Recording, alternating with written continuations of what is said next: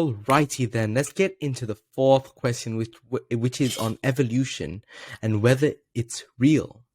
Now, like I said, I want to cover a lot of these topics in a separate episode, and this is one of them because I believe that it requires a detailed, longer episode to really show you the evidence. But I'll talk a little bit on it now. So when you bring up evolution, you really need to define it because there's so many definitions. Because if we're talking about change over time, then yes, most apologists agree with this idea. Now, if you're saying microevolution, that is adaptation within a type, then everyone agrees with that. That is possible. But when you talk about macroevolution, that is from molecules to man without intelligent design or an intelligent being, that is just not substantiated.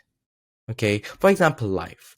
Even the simplest of bacterial cells, they require vast amounts of information to function.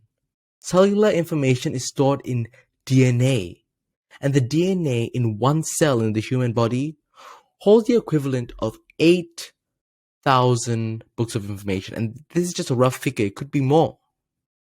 And a typical body holds about 100 trillion cells. Look at that. Roughly 8,000 books of information in one cell, and yet the human body has 100 trillion cells. Now, let's take this idea. Supposing there was no intelligent design, all right? How would the needed information for life be assembled? The typical answers that Darwinists come up with is, given enough time, matter, and chance, anything can happen. But the question is how much time, matter, and chance is actually available.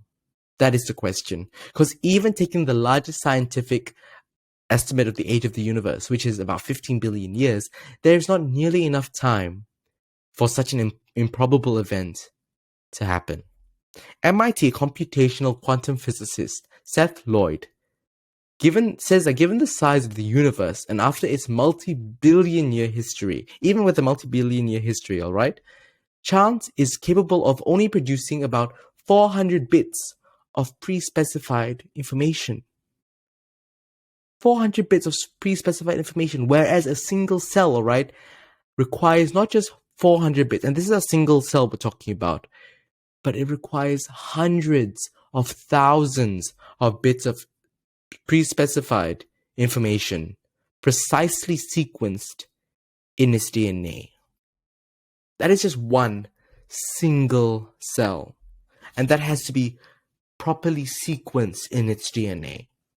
Now, without an intelligent designer, tell me, how could the process of this information, the specified complexity, in even a simple living organism, the most simplest you can think of, arise out of the process of chance and time, arise out of an unintelligible process? Tell me, how? The answer is life simply requires too much specified information arranged in a particular sequence to occur randomly. It requires an intelligent designer. It requires God.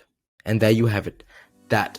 A short answer to that question, which is so interesting. And like I said, it requires a much more detailed episode. So as much as you can, I hope you've learned something from this, and I hope you understand. And like I always say, please don't hesitate to comment, because I love responding to your comments. And please, I will do my best to respond. So really comment and ask your question, because I appreciate it. It truly helps me to grow as a person, and also allows me to give you clarity on your question.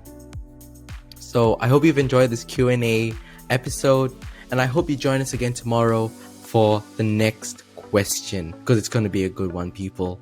So I hope you have an amazing week, and remember that God loves you. Stay safe and be blessed.